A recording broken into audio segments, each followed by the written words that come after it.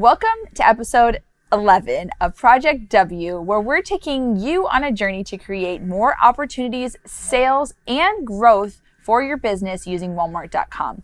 We're showing you how to sell your Amazon products on Walmart.com using these same simple methods. I'm Carrie with Helium 10. And I'm Tim Jordan with Private Label Legion. And in this episode, we are talking about PPC.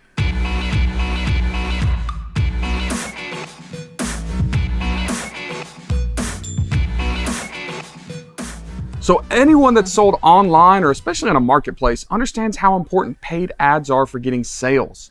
The most common term is, of course, PPC, meaning pay-per-click.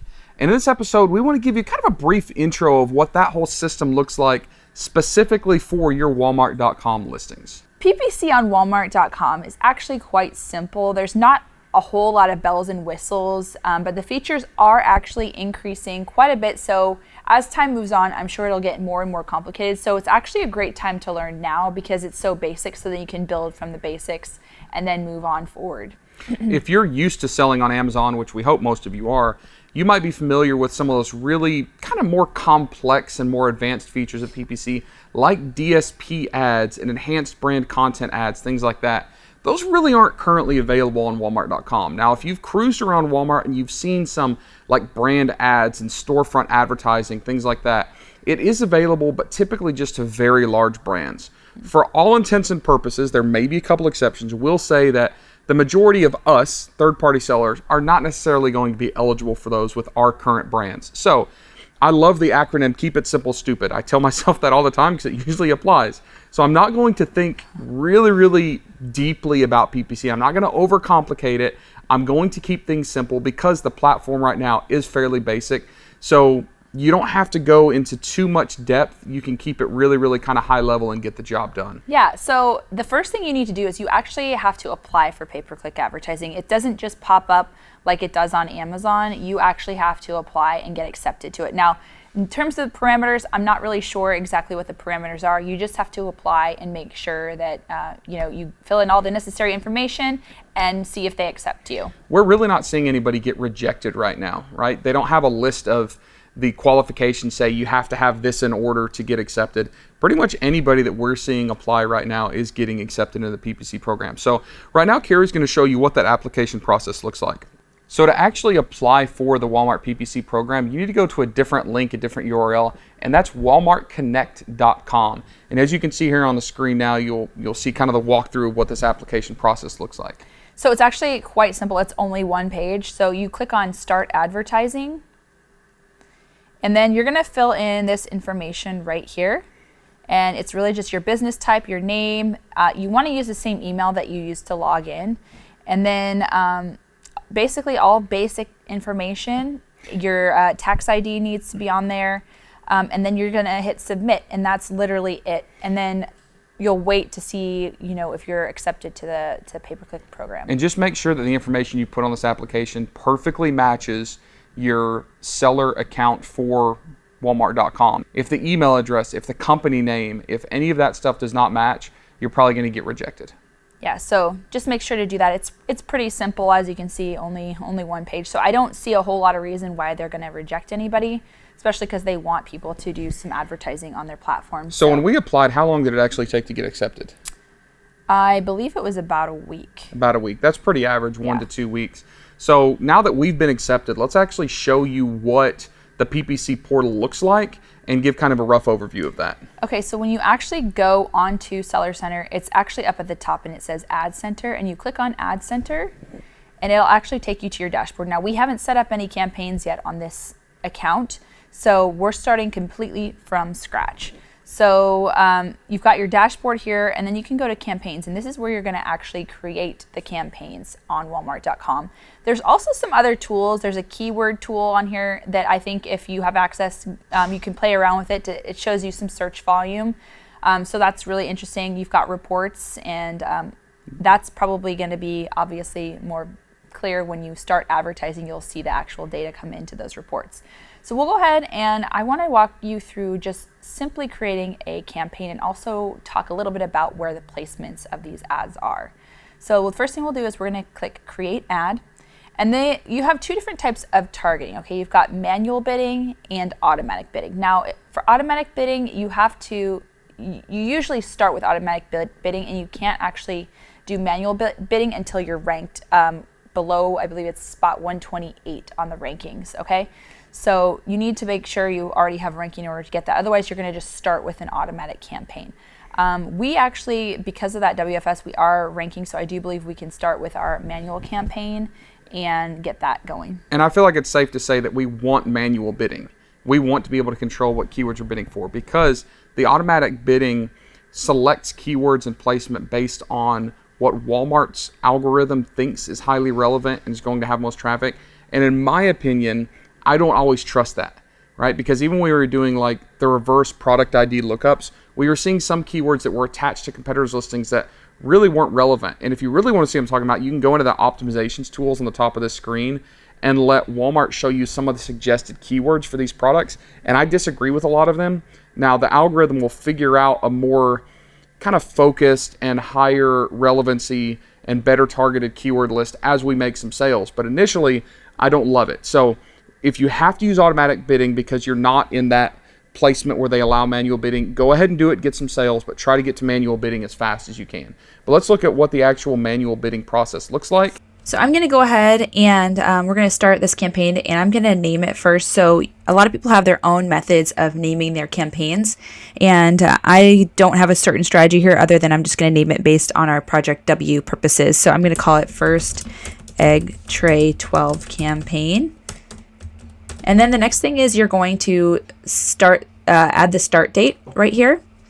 And you can do this, to the same day or in the future. And then you can, next thing is you're going to go ahead and add your total budget. And this is the total budget of the campaign. So I'll go ahead and start kind of low. And I'm going to go ahead and make it $1,000. And that's more similar to what we're familiar with, whether it's through Google ads or Facebook ads or Amazon. Now, what's interesting about Walmart's PPC is you set the daily budget, and of course, as we know, they will spend up to that amount per day. But if you spend less per day than that amount, they can actually roll over your budget to the next day. So if we select $100 a day for a budget, and we only tomorrow spend $50, they will take that $50 that we didn't spend and could apply it to the third day. So the third day, it might actually allow us to spend $150, right? Which is interesting. And I maybe kind of like this because it considers an overall budget. And if you have a slow day and then a higher demand day the next day, maybe it's a holiday or maybe it's a weekend, or there was something that created a social media stir for wooden egg trays, whatever it is, it gives us a little more wiggle room without really getting too far away from our overall daily budget. It will cap out though at 2 times the daily budget. So even if there's a lot to be rolled over, it will never charge us more than $200 a day if our daily ad spend is $100 with rollover left over. So I think we should go ahead and just to play around with nice even numbers. You want to put 100? Yeah, let's do 100. For our daily budget? Okay. The next thing is, this is where it's going to be placed, okay? So we've got carousel, search in grid, item buy box, and item carousel, okay? So this is where the actual product placement is. So I wanted to actually go back over to walmart.com, and I wanted to show you where the actual placements are. So we've got search in grid, and this is in grid. It's either up here, and then there's also throughout, if there's more advertisers. I don't think usually there's 2 ads up at the top if there's Go to garlic press and let's see. Yeah, let's see about garlic press. And you saw that we could select the actual locations where they're shown. The in-grid is default. You can't turn it off. So we have 2 in-grid locations here. So we've got the in-grid, and sometimes they'll be kind of throughout. Yep, so you can't, what's kind of cool about it is you barely can see that it's sponsored. It's a very small little tag on there, so I think that's actually really helpful for people, when you're starting to advertise, and you're at that top search grid. And then at the bottom, there's also usually a carousel. So we've got this carousel. So this is the item carousel placement. So that's what that looks like. And then the other one was in product. I'm going to go back and so we've got the search carousel. We did in grid. The buy box. Okay, so we're going to go to the buy box one to show you that. So I'm going to see if there's any advertisements on maybe some of these top ones. Yeah. You think this one has some? Yep, Yeah, there's so one we've got there. a sponsored ad right here. So this is the buy box ad. So that's where you can target your, your competitors, which is great. And if you scroll all the way down to the bottom of the listing here, you'll see this more items to consider. That is the item carousel. But we don't see any sponsored ads there. I No, haven't seen any which yet. is great. It just shows us how few people are actually using this PPC. All right, so we're just going to turn on everything. Not always saying that's the best option, but just to show you guys what this looks like, we'll turn it all on. And I love that it allows you to allocate a certain percentage of your bid to a specific location, right? So if we want to target more the search in grid or more the buy box, we can split that up. It's basically allocating your budget to a specific location. So just for all intents and purposes, we can try this. Let's do like 75% in grid and then 25% buy box. Yeah. Now, the platform thing is very interesting because I don't know. I don't know that a specific garlic press is going to be more likely to be purchased from an app user versus a desktop versus a mobile. I'm not exactly sure, but I think I would just leave it blank maybe. yeah, And, just leave it blank and let it run kind of equal, kind of let it run its own thing out as opposed to assigning a specific allocation. And then add group name. You can call this egg trays, maybe. Egg tray test 1 Egg tray. or campaign 1 or something. Yeah.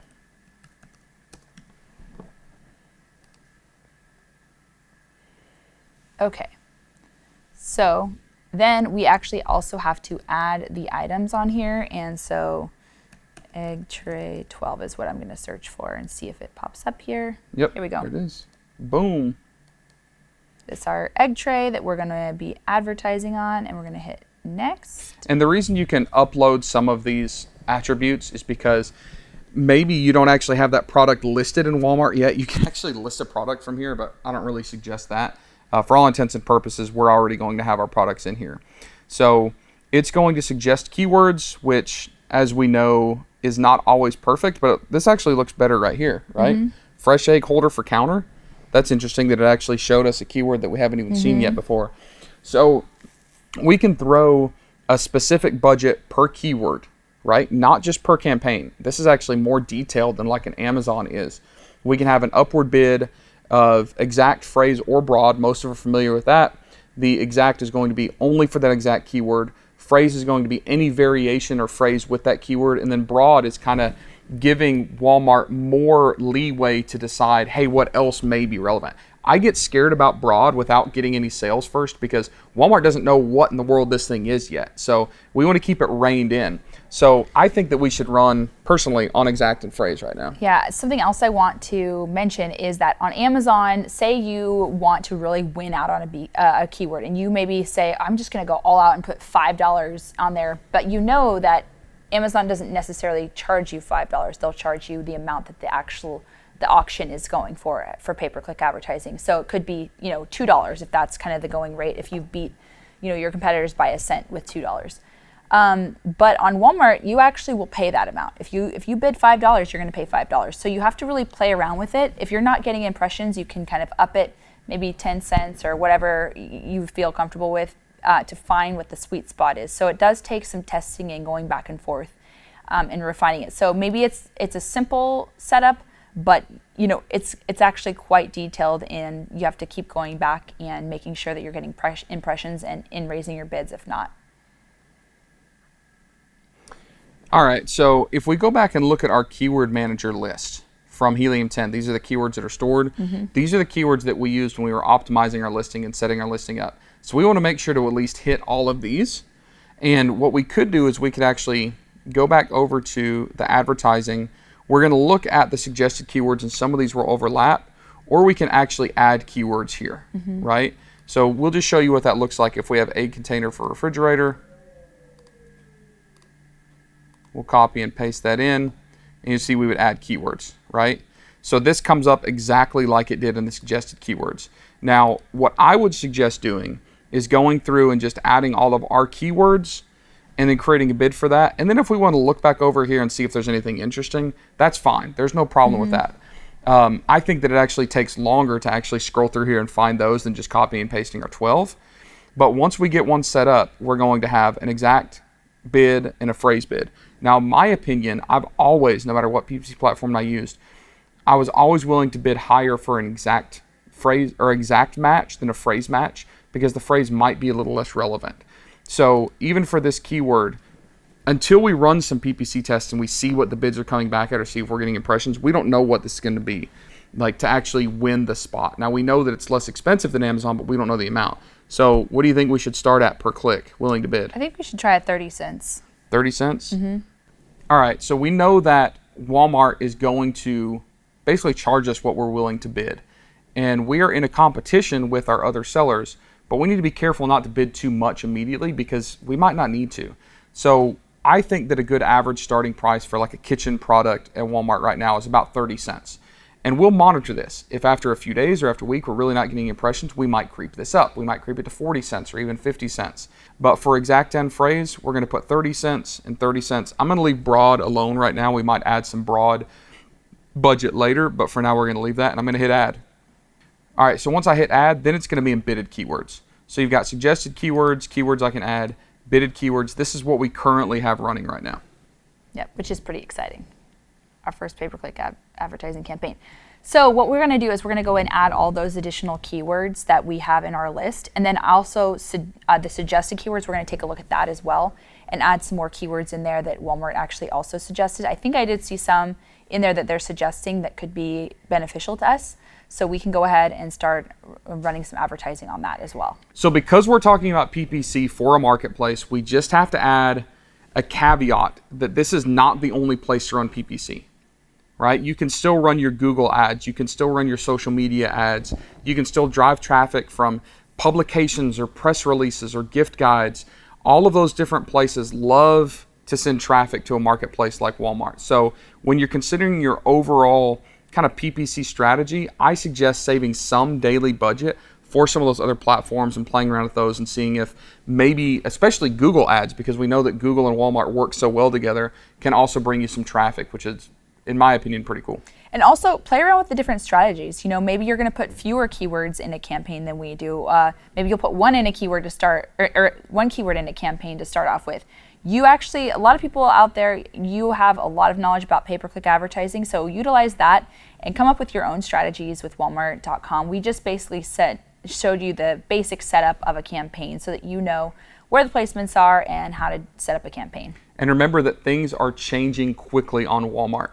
So the platform is going to change, the number of features is going to change, the number of ad types are going to change. Just remember that the main principles of PPC always apply, regardless of where you're running your ads, what listing you're running it for, what the platform looks like, or what the budget is you're spending per click or per bid or placement. Keep it simple. So to review this episode, we covered the basic rundown of pay-per-click advertising. You can actually review the show notes or view the Project W episodes and resources at helium10.com/Project W. All right, so on the next episode, we're going to cover, drum roll, launching and ranking. It's always a hot topic, regardless of where we're selling, but especially on marketplaces. And we're going to get into all of the things that we've identified and that even Walmart publicizes as being impactful to ranking on a specific keyword search for your product on Walmart. So stay tuned. Next episode is going to be a good one. See you later.